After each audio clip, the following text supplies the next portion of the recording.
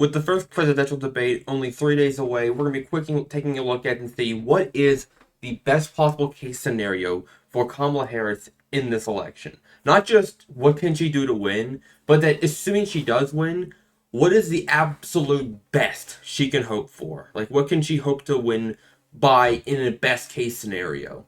So, starting off, we're just using the standard map for the 270 to win.com. Like, this is their default map with the battleground states not listed because we don't know how they're going to go. So we're just taking a quick look and starting off. What can she possibly hope to win? And not just to win the election, but again to win everything, like to completely just win, blow Trump out of the water and win by a landslide. So how can that happen? What can she hope for? So we're just off the bat. The most obvious thing we can go for is just filling in all of the battleground states. So that would immediately put up to 319 electoral votes. We can just take a quick look at some of these states. Wisconsin. Taking a quick look at Wisconsin, she's up by 1.4 in the polling averages. Same in Pennsylvania. We have actually it's a tie, so we don't know who's winning in Pennsylvania right now. Even Trump is up by 2% according to the latest poll, but it is still a tie. In other states like North Carolina, Trump is the favorite to win, but again, in a best case scenario, she could win the state. In Arizona, Trump again is still ahead. In where is it? Michigan. Michigan, she is still the favorite to win. She's up by 1.1%. In Nevada, Harris has taken the lead by a slim margin in the polling averages with 0.6%. However, still in the latest poll, Trump is the favorite to win according to the newest poll. So you can see it is very close, but it doesn't mean she can't win it. Other states like New Hampshire, she will probably win anyways, like because she's up by 5%. In Georgia, she is barely by 0.1% the favorite to win in this state. So you can see that it is very close. Trump leads in some, she leads in others, and in some it's a tie. It's just a flat out tie. There's no clue whatsoever who's ahead. In the national, according to the national polls, she is ahead by 1.8%. See if there's any updates here. Yep, see, so the latest update was as of September 5th. That was 2 days ago. She is up by 1.8 nationally. So she can, in a best possible case scenario, win all of these states, but it is going to be close and not easy to do. Now, starting off from that, what else can she possibly hope to win? Like, what can she realistically hope to win? Starting off, we can take a look at the states because there are a lot of states that are solidly red and not too many that swing one way. Like there are states that are like we have when I did my Trump best case scenario, there were a lot of states where I was like, well, this state is usually blue, but it can go red. There are some states that are solidly blue, but there are a lot of blue states that are not solidly blue. They can have a chance of swinging one way or the other. For the Republican states, not really. Like for the Republican states, it's pretty solid for who they're going to go to. Like there's the Republican states, like all these states that are currently red right now, they're pretty solidly red. Like there's not much hope that they can turn around and go another way. But is there anything else that she can hope to win? Like in an absolute best case scenario, can she win something else? And the answer is of course yes, but the question is what? So one thing she can possibly hope to win. There are only a few things on this map that are not solidly red, and we can start by one of them. It has not happened in a long time. We look at the map. We can see Alaska has not gone blue at all in the last even in 1972 or all the way back to 1972. Alaska has not gone red once, or sorry, has not gone blue. It has not gone blue once in all that time. But so call me crazy, but I'm going to start by putting Alaska as lean blue, just because Alaska, with its tiny little 3 electoral votes and how dispersed that state really is, it really depends on the voter turnout. Like the state is so unpredictable yet leaning red in a way, but that there is a chance, however slim, that the state could somehow miraculously flip blue. Is it gonna happen? Almost like there's no chance. It's basically like no chance, but it could in an absolute best possible case for scenario for Kamala Harris. It might happen. It could possibly happen, but it really like no. It's really not gonna happen. Other than that, we don't have much else to flip.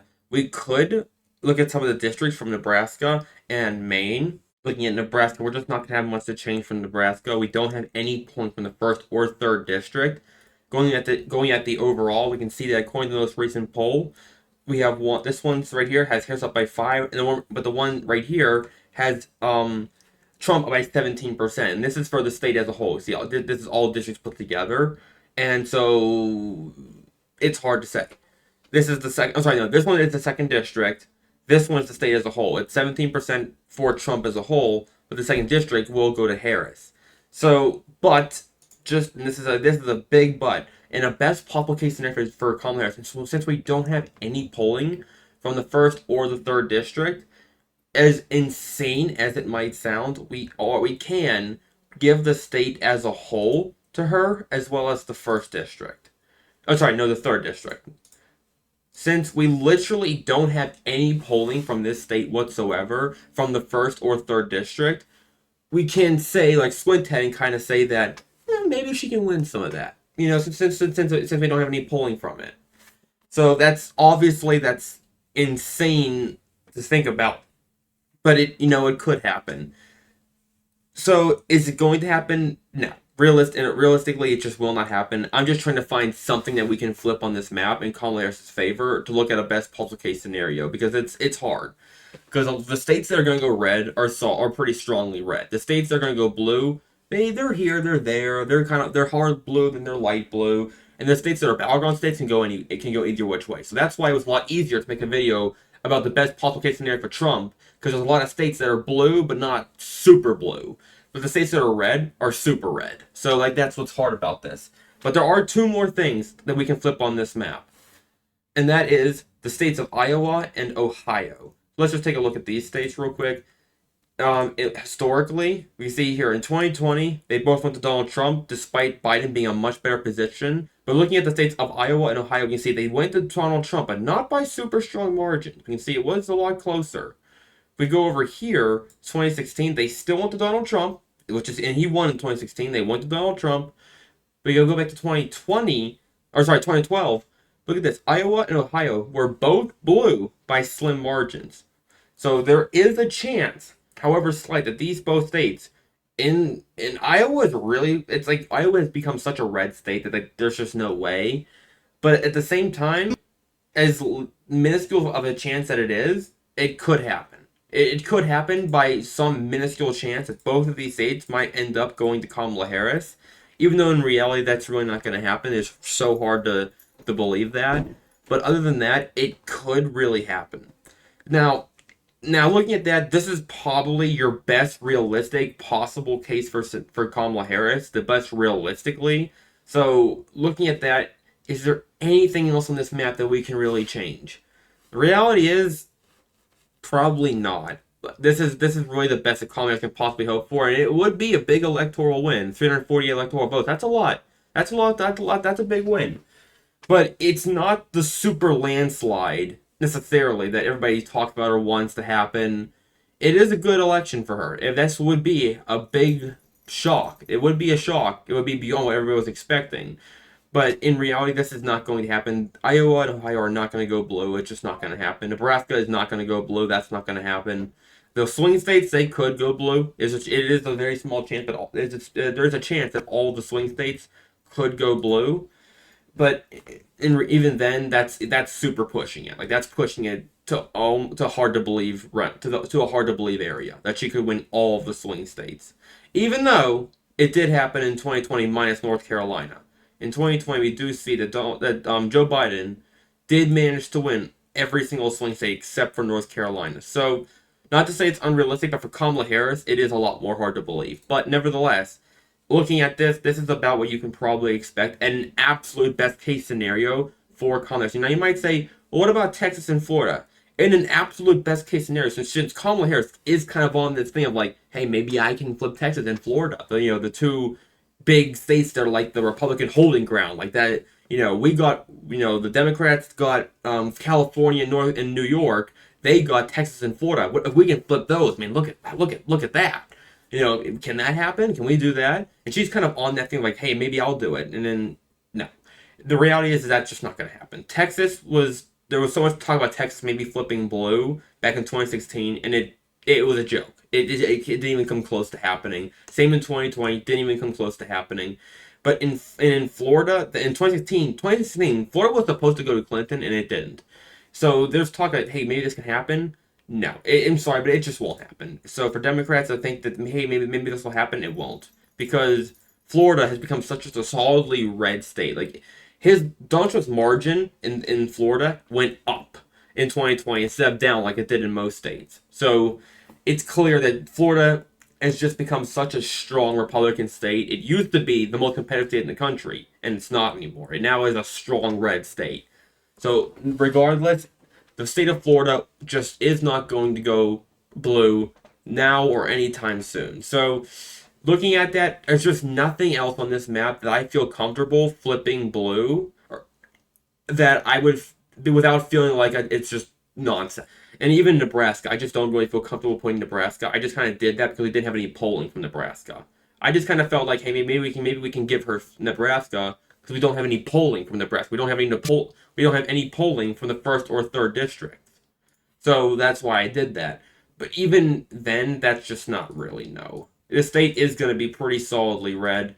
And in reality, this is probably your best case scenario for Kamala Harris. Nebraska I just kind of put on there for the heck of it because I just wanted to have something to put on there besides the swing states. But in reality, I think this is probably what you can look at for a best possible case scenario for Kamala Harris.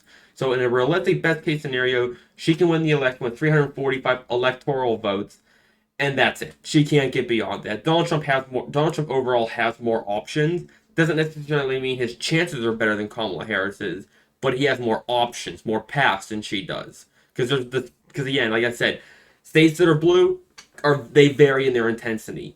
States that are red are strongly red, and that's another thing I should say. Everybody sees, like, you might say, hey, I see Trump flags all over the place. These people, they got the Trump flags, then they got these posters, and then these signs that are all on the ground that say Trump and Vance.